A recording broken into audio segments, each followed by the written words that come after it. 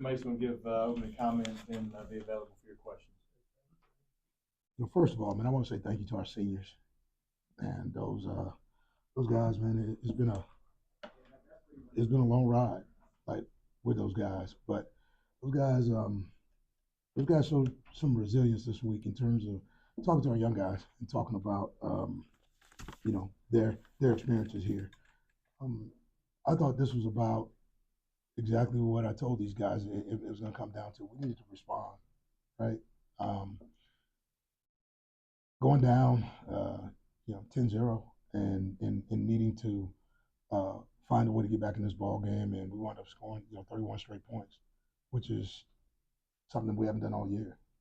And it's there, it's been in them, but until you're willing to respond, to the adversity and lean into it and just continue to keep chopping wood, um, it wasn't going to be so. But they made it so tonight. The players did.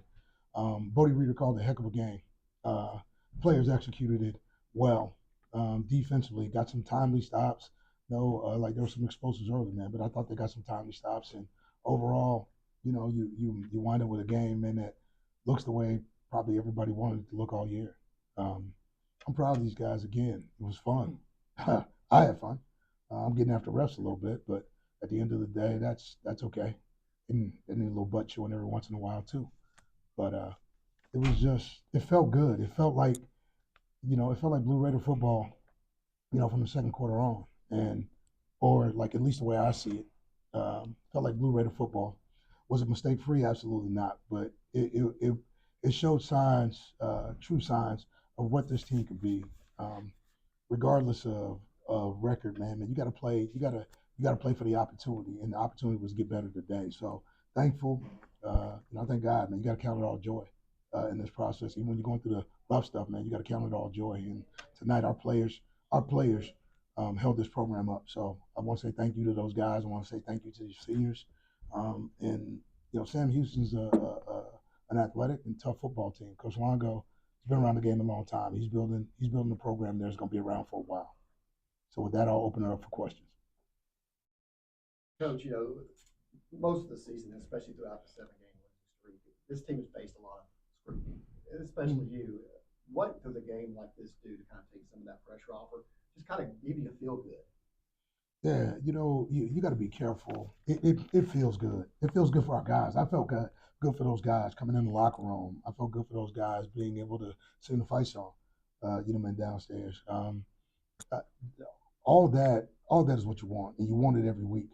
But we hadn't quite gotten ourselves there. And the scrutiny itself, you really find out who's against you and who's with you, like through that process and journey, and that's okay because that lets us know. I mean, it lets our guys know truly.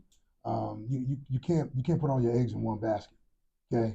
But what you got to do, man, you got to do the work, okay, man. You got to love yourself, okay, man. You got to love your teammates, and then through the process, man, we all got to lean into it and make sure, man, that we take care of one another, and that's what this group has done. Because it could have been easy to fold, but this group has never folded. It's found ways to frustrate themselves, okay, as we all have. But I think through it all, man, they continue to stick together, and I think when you do, now you can start to see, man, we're gonna gain some momentum. This group's got it in them.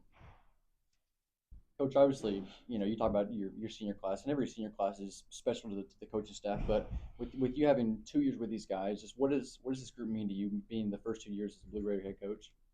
Yeah,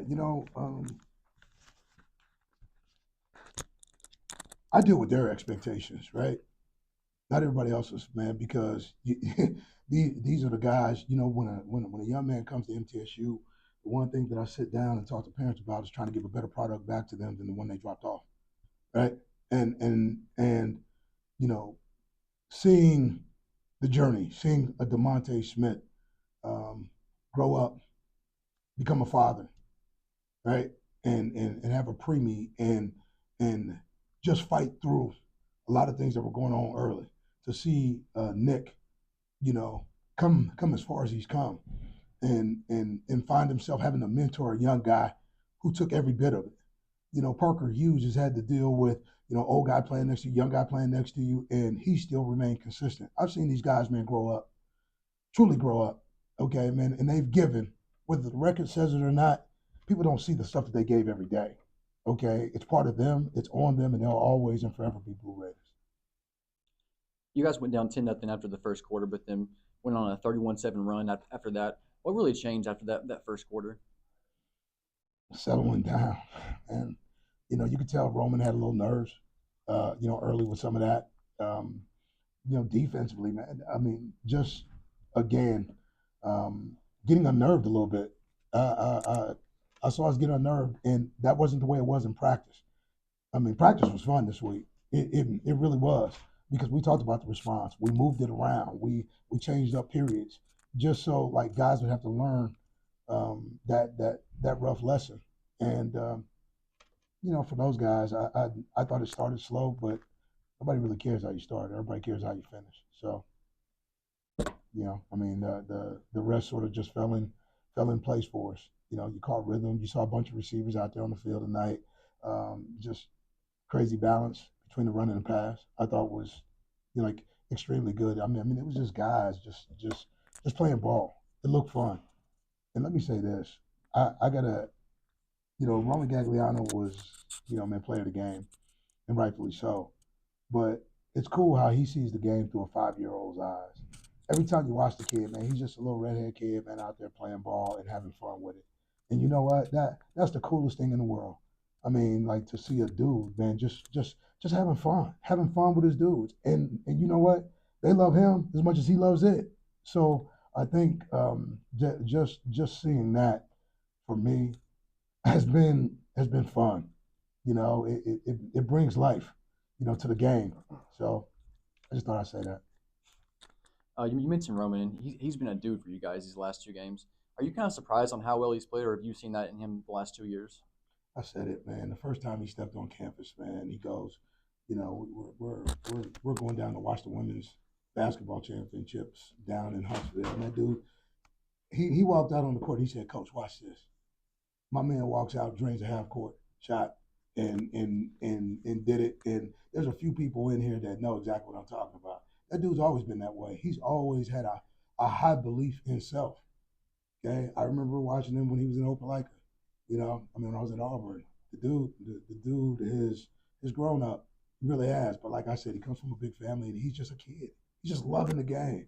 I mean, he's like a kid playing marbles. He's got a fistful of marbles in his pocket, and some Jacksons, some spin tops, and he's just having fun going out there and playing a game they love to play. Guys, one more question because Coach has got to get the radio before they go off air. So outside of Roman, you got a shake up at the offensive line. Even guys like Landon Collins getting his first start today. Have we learned a lot about the potential of this offense? And then how do you carry that momentum into New Mexico State? Yeah, we got to continue to carry the momentum into New Mexico State, right? I mean, that's sort of what we talk about. Just trying to catch a little fire and then see how much smoke and fire we can bring behind it. When you look at those guys, the young guys, man, we got a lot of young guys. Chris Noble, unfortunately, gets thrown out first play of the game or second play of the game, whatever it was for him. There's young guys all over the place. But I said this when I took this job. Young guys are going to play, and young guys become old guys. I can remember when I first started seeing Anthony Bynum, okay, or in Chicago Woods, and, I saw Jaquil Middlebrook, and now you're starting to see Landon Collins, and you're starting to see all these other guys show up. Kamari Hall, like tonight, who played outstanding. You're going to continue to see young guys. Corey Smith was a young guy a year ago. It's the way it's got to be built now, at least the way I see it. I mean, it was going to be a 3-year process, but we're getting better. And hopefully what we can do is just continue, man, to keep going down the tracks. Because believe me, the train don't stop. all right, Thank you. thanks, Coach. Let's go, Blue. Thanks, Coach. Yep.